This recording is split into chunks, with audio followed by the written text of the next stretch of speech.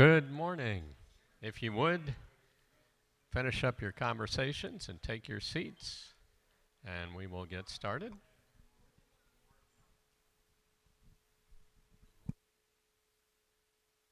Is it not on? Oh, it is on now. Thank you. Good morning, everyone. I just wanted to point out that the fog is gone. So that was my most important message of the morning, that we actually have sunlight. But all kidding aside, I want to thank everybody for coming. I know that at the end, everybody's going to bail, so I wanted to take a moment and do that. Thought so far it's been a great conference. I did want to remind people that there was a survey that went out about the location of the next VIDTRANS. So if you want your voice heard, please make sure you respond. We have 22 so far, and I'm getting the appropriate nod. So I'd say that's roughly half the people who've been there, less than half, but hopefully some of you will still fill it out, please. Other than that, I have nothing to say, but again, thank you, and here's Brad. All right, thank you. Thank you very much. And before we get started, Wes, I think you had something you wanted to say.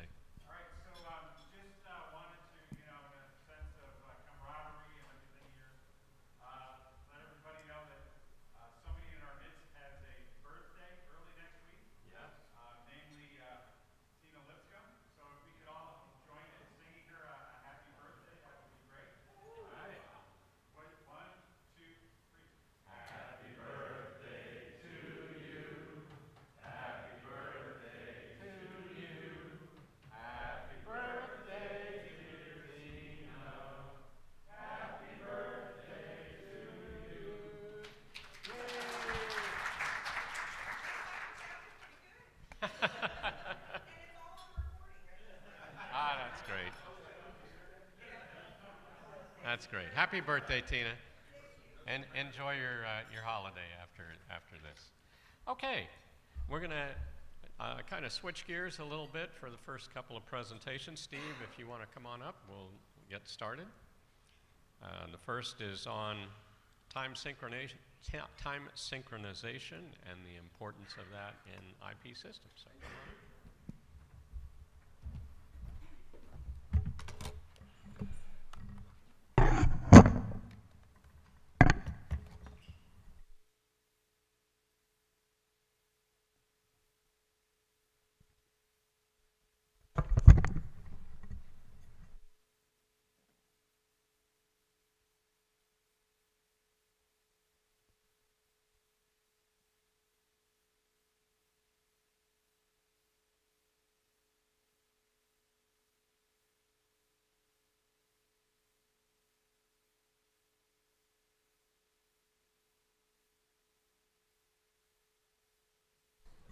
Good morning, everyone. I'd like to take about 30 minutes and 37 microseconds to go over why time synchronization is essential in IP-based media. Some background first on Meinberg. We've been around since 1979, providing time synchronization for different markets: power grids, telecom, financial institutions, traffic control, government, and broadcast. So why time synchronization is essential in IP-based media? In many applications, multiple audio, video, and metadata essence are captured on separate equipment. Multi-cameras covering live events requiring smooth transitions. Multi-microphones capture various audio essence. Audio from commentators at a game, ambient sound from a game recorded, and audio tracks for commercials. Closed captioning and color corrections. In hybrid application, signals are separated from each other and encoded into 3 individual multicast streams. These essence must then be recombined and reconstructed for broadcast. Each multicast gets a generated timing packet stamp, iframes, and timecode labels from the transmitting node. These multicast packets can then be realigned by the receiver node using timestamp synchronization, timestamp reference. Let's examine PTP in an IP-based studio. For simplicity, we're going to only talk about audio and video, not worry about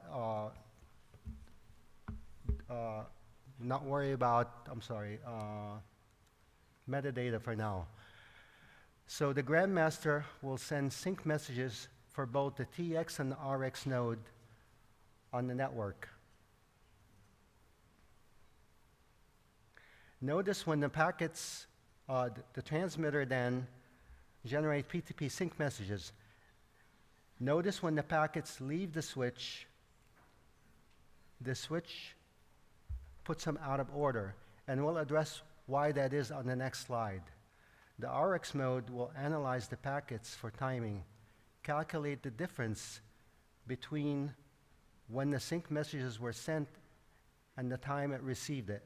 It will then offset that time and put it back in sequence.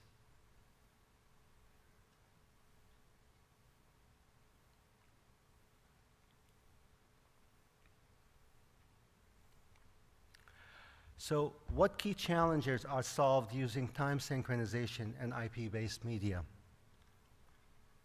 Smooth video transitions among multi-cameras, playback devices and other video sources. It prevents jitter and artifacts. It solves black frame issues. For audio, it allows proper lip sync and phase alignment. It prevents audio dropouts during switching. It prevents pops and crackling sounds. For metadata, it keeps closed caption and subtitles in sync with video scene transition, as well as maintaining color accuracy. So what happens in the absence of time synchronization on the network? Well, basically, the opposite of what we just covered. The result can be a combination of dropped video frames, frame received out of order, causing jitter. This is mainly caused by network switch packet optimization and topology. Packet loss, buffering and latency latency Audio can completely drop during switching. Audio drift or audio runaway. Packet lost. This is a side effect of multicast. No acknowledgement or delivery is guaranteed.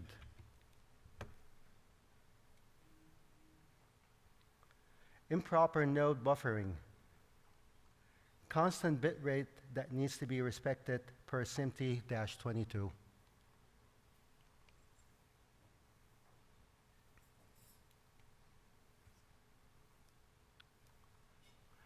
Types of time synchronization. So let's cover a few main types of time synchronization.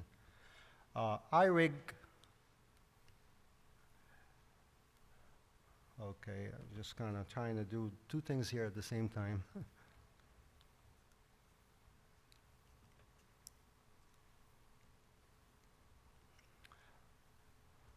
Okay. So iRig is extremely accurate down to 1 microsecond, but requires dedicated coax cable and intervention for calibration. NTP is great for most applications, popular and easy to implement. However, accuracy is typically in the milliseconds. Then we have PTP with precise accuracy, close to 100 nanoseconds, but requires careful design and implementation. Time accuracy specification for the broadcast media. So, as specified by SMPTE and the Joint Task Force for Network Media, they put this specification together.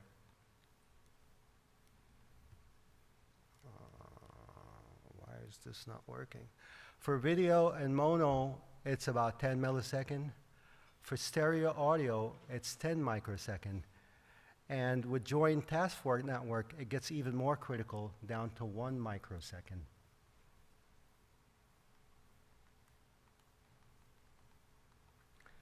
Error budgeted for network transmission is typically 1 millisecond. And for multi-camera synchronization, raster sampling within 2 microseconds.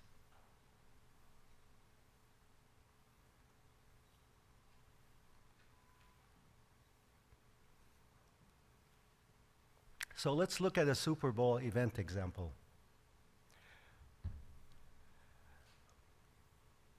We have multiple camera and microphones, OB vans where most of the magic takes place, OTT and network. All right, I'm really screwing up here.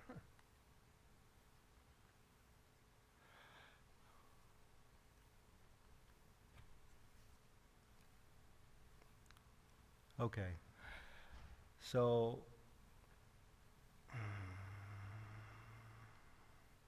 we have multiple cameras and microphones, OB vans where most of the magic happen, OTT and network security, off-site monitoring at broadcast stations. So what's going on inside these trucks? It's actually quite a lot, so we will limit our focus on the essence data and streams. There's other stuff that's going on with the legacy, like legacy SDI and color grading, but for simplicity, we'll just focus on the network. There are 2 media switches for redundancy per 2022-7. There's a control panel, management switch, control PC for monitoring and debugging, and last but not least, 2 grandmasters connected to GPS satellite for redundancy. Without the grandmasters, time stamping these several terabytes of data will be dropping out packets like crazy. So high accuracy precision with PTP. How is high accuracy ensured with PTP? Basically, through hardware timestamp. We have a very precise oscillator that keeps sending out pulses every 1 second, and it sends out these pulses to the network switch. So let's talk about timing sequence a little bit. PTP flows and PTP messages. First, let's define a few terms that are very important in that flow.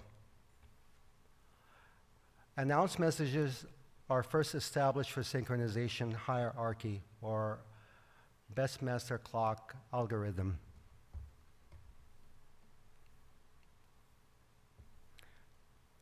Then we have sync and follow-up messages transmitted by the grandmaster and used by the follower to derive the time. And then we have delay requests sent by the follower to determine the delay time. And then we have delay response time of receipt of delay request messages sent by the GM back to the follower, also known end-to-end. There are more messages here, but we're not going to spend too much time on that because it's going to take too much time, but could you always reference these slides. So next, PTP synchronization principle. How does PTP 2059 timestamps, message sequence, and synchronization principle work? The system needs to calculate the offset time from the time the leader sends to the follower receives it. The leader sends a sync message at T1 and it arrives to the follower at T2. The follower sends a delay request message, T3, asking the time propagation or offset time, which arrives at the leader at T4. The leader responds to the delay request with the delta time or the round trip delay time.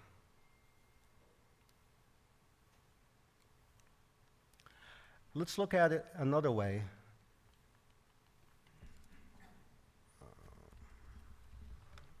Just bear with me for a second here.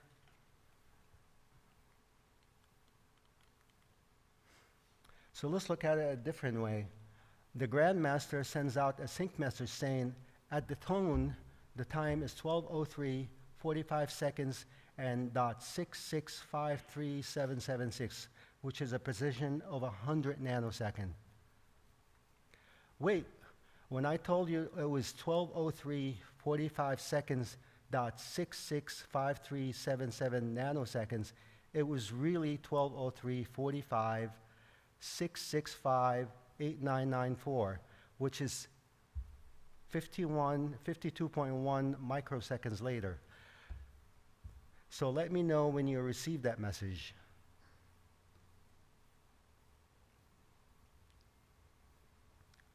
The receiver says, I got your message at 12:03:48.67623, which is 180 microseconds later.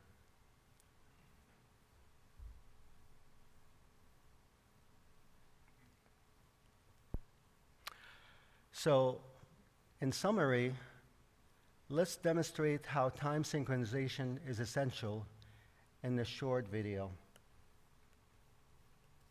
Oops.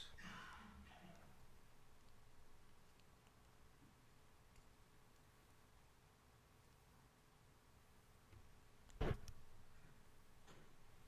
you have audio? Vom Dach springst du auf das Dach vom Transporter. Aber erst um 14:30 Uhr, okay?